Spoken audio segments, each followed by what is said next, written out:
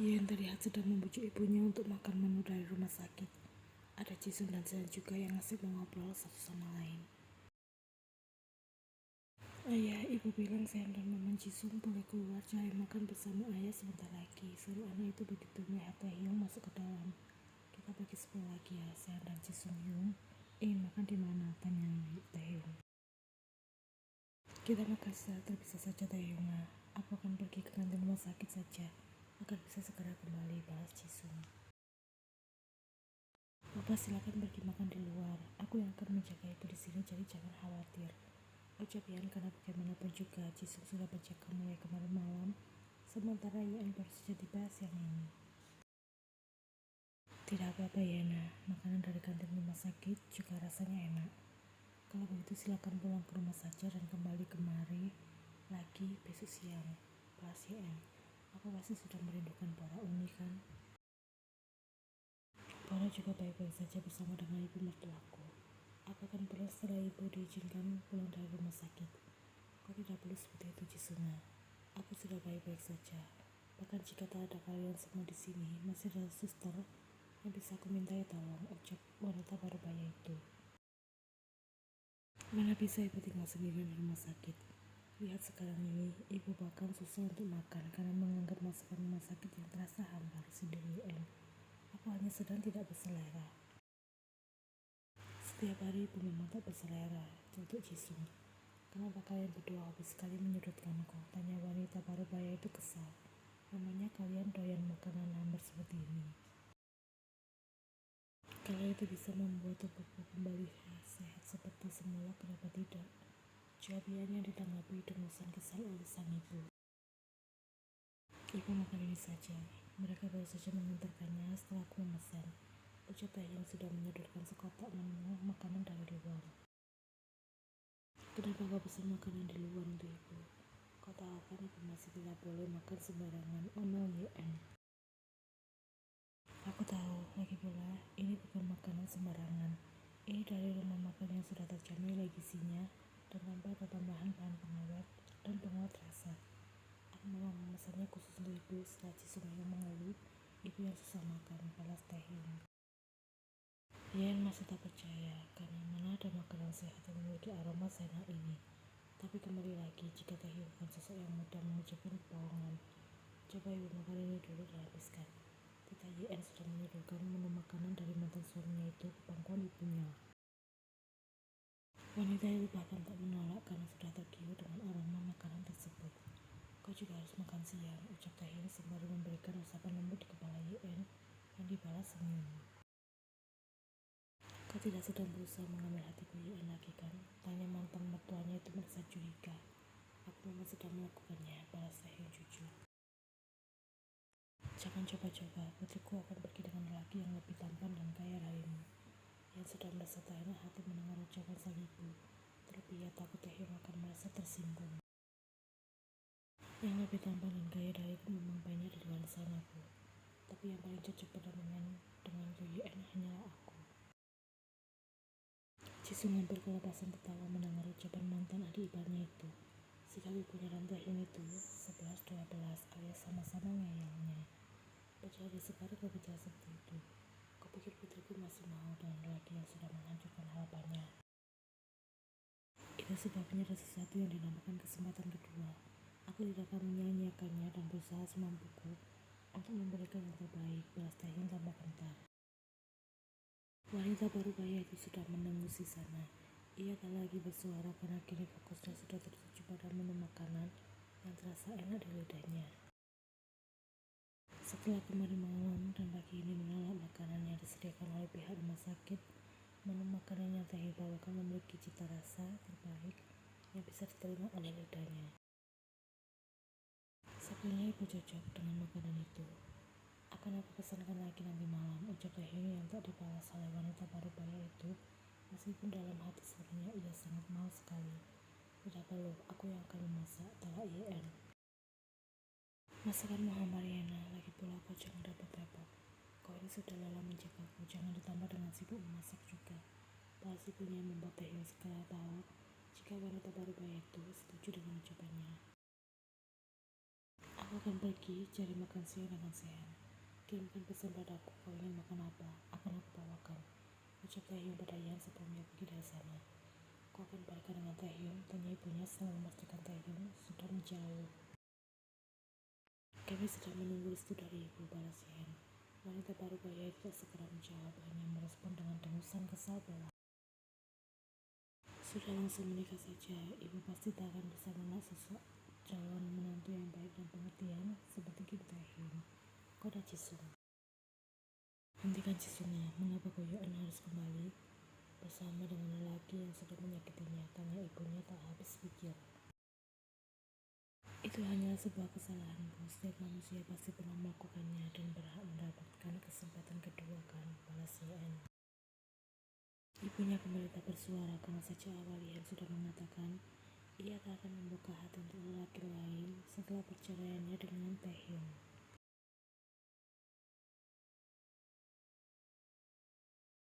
Sejak Yeon mengakui niatnya balikan dengan Taehyung setelah mendapatkan restu dari sang ibu, kelakuan kedua sejoli itu semakin terang-terangan saja. Taehyung sudah seperti pemuda yang tengah dimabuk asmara ketika dirinya setiap hari harus datang menemui dan melihat Yeon. Ibu Yeon memang sudah keluar dari rumah sakit sejak lusa setelah dirawat hampir selama 1 minggu di sana.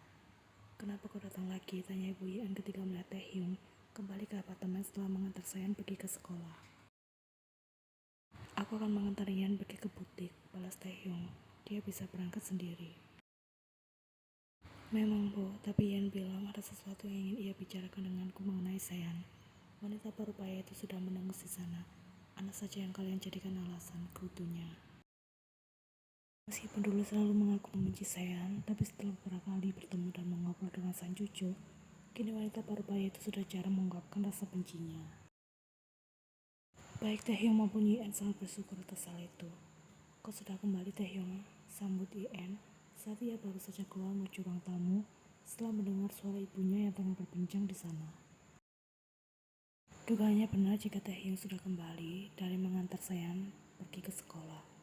Baru saja, kau mau berangkat sekarang? Tanya Taehyung setelah Yeon berjalan dekat.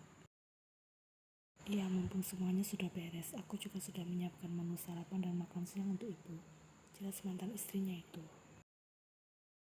Terlihat sekali raut masa wanita parubaya itu ketika Yeon sudah membicarakan mengenai masakannya. Terasa hambar namun diklaim sehat dan bergizi, tapi siapa yang peduli? Lidah seseorang butuh dimanja dengan cita rasa yang menggugah selera, agar tercipta yang namanya nafsu makan. Makan malam nanti jangan memasak lagi, aku akan pesankan menu makanan dari luar. Ucapan Taehyung yang satu ini sangat dinantikan oleh wanita parubaya itu, karena ia baru bisa menikmati makanan dari luar setelah Taehyung berhasil memujuk Yeon. Kebetulan hari ini aku akan sibuk, jadi silakan pesan makanan di luar, balas Yeon mempersilakan yang membuat senyum ibunya segera mengembang. Jangan terlalu ketat pada ibu, kau tahu kan bekas operasinya bisa segera kering dan sembuh jika ibu mau makan dan minum obat secara teratur, pujuk Taehyung.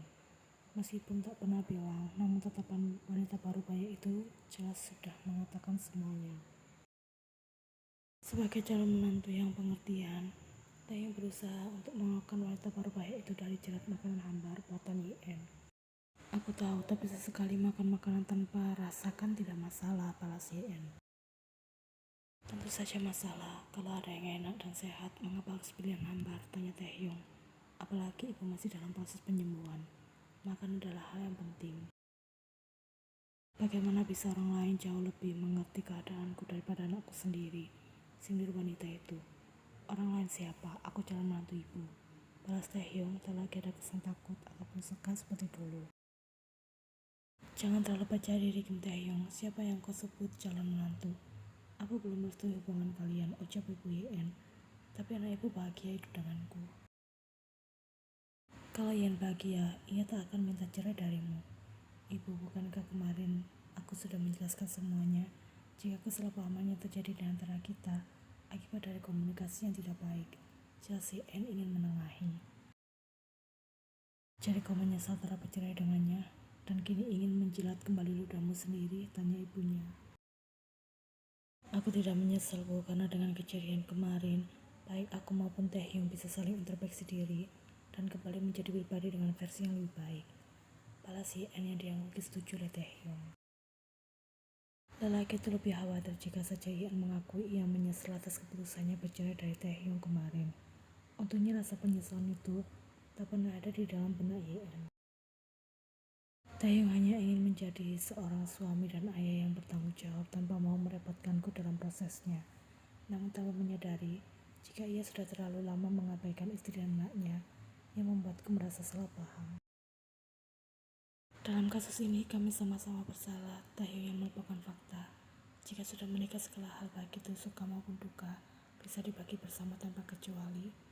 Sementara aku juga kurang peka dan bersabar untuk mengerti maksud dan tujuan pasanganku sendiri.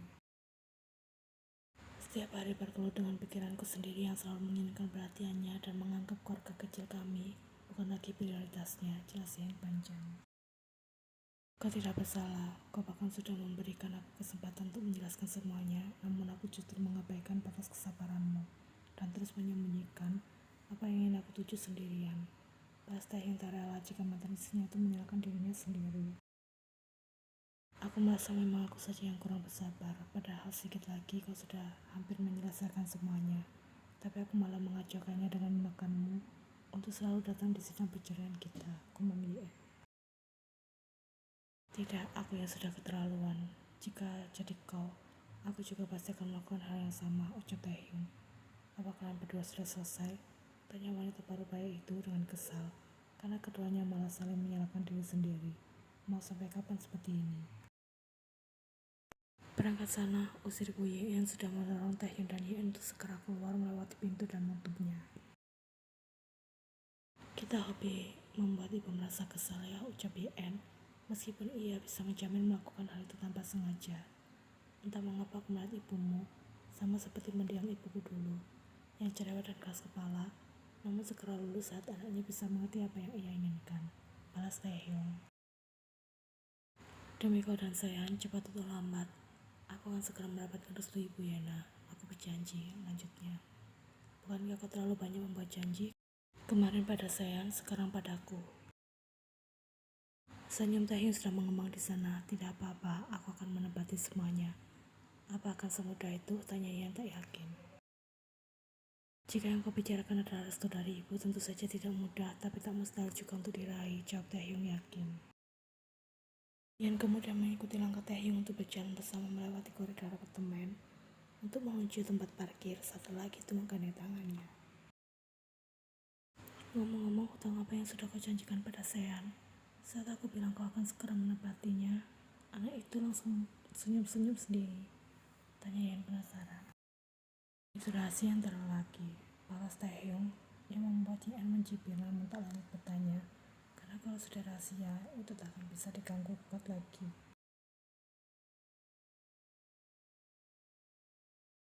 Ketika hubungan Taehyung dan Yan semakin membaik, mereka justru mendengar kabar tak mengenakan dari Dong Hae mengenai Harry. Gadis kecil itu tengah menderita sakit hingga harus dirawat di salah satu rumah sakit di pusat kota.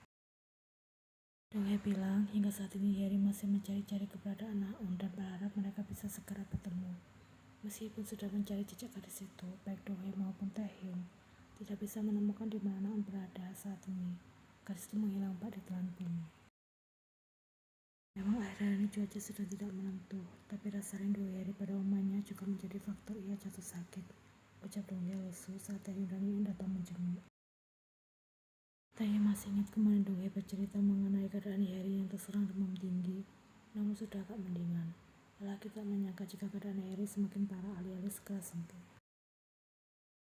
Aku akan menyewa seorang profesional untuk menemukan Naeun, putus Taehyung karena merasa tak tega pada Harry. Hyung tidak perlu, kau sudah terlalu banyak membantuku, tolak Dong Hae karena merasa tak enak. Ini bukan hal yang bisa kau tunda Dong Hae, jangan menyepelekan keadaan putrimu, balas Taehyung. Biar kami yang mengurus masalah Naeun. Kau fokus pada kesehatan Harry saja dulu, tambah Yen. Jika ada kabar terbaru, kami akan segera menghubungimu. Aku berhutang banyak hal pada kalian, gumam Dong Hae. Tidak ada yang namanya hutang di antara teman, jadi jangan merasa seperti itu, ucap Taehyung. Semoga Harry cepat sembuh. Kami pamit pergi sekarang karena harus menjemput Sean pulang dari sekolah. Mungkin besok atau lusa kami akan datang lagi untuk menjenguk Harry bersama dengan Sayan. Di saat itu, aku harap sudah bisa mendapatkan informasi mengenai keberadaan Naon lanjutnya. Dong Hye mengangguk mengerti dan mengantar kepergian Taehyung dan Ye-en hingga di depan pintu. Meskipun sebenarnya lagi ingin mengantar mereka hingga di lobi depan, tapi Ye menolaknya dan lebih menyarankan agar Dong Hye menjaga Yeri saja di sini. Kau pulang saja dan istirahat, titah ibu Dong Hye saat melihat anaknya itu baru saja masuk kembali ke dalam ruang rawat. Bagaimana dengan Yeri, Bu? Bagaimana kalau ia terbangun dan mulai mencariku? Tanya Dong Hye. Yeri baru saja tertidur, Dong Hye. Lagi pula ia juga bisa tenang jika aku pujuk saat menangis, balas ibunya. Karena 2 hari ini saat Yeri mulai jatuh sakit, Dong Hye tidak bisa tidur dan makan dengan benar. Selain sibuk merawat sang anak, saat ada waktu luang ketika Yeri sudah terlelap, Dong Hye menggunakan kesempatan itu untuk pergi mencari Naon. Sebentar lagi kakakmu juga akan datang kemari untuk membantu ibu menjaga Yeri. Baiklah kalau begitu, Bu, aku minta tolong titip Yeri sebentar. Aku akan kembali sebelum hari berganti sore, ucap Dong Hye. Datanglah ketika malam, aku bisa menjamin anakmu akan baik-baik saja bersama kami, balas ibunya. Wanita itu hanya tak ingin cucu serta anaknya lalu sakit secara bersamaan jika Dong Hye terus saja memaksakan diri. Pada akhirnya Dong Hye memilih untuk menuruti perintah ibunya. Lelaki itu sudah keluar dari kamar rawat sang anak dan berjalan menelusuri koridor rumah sakit.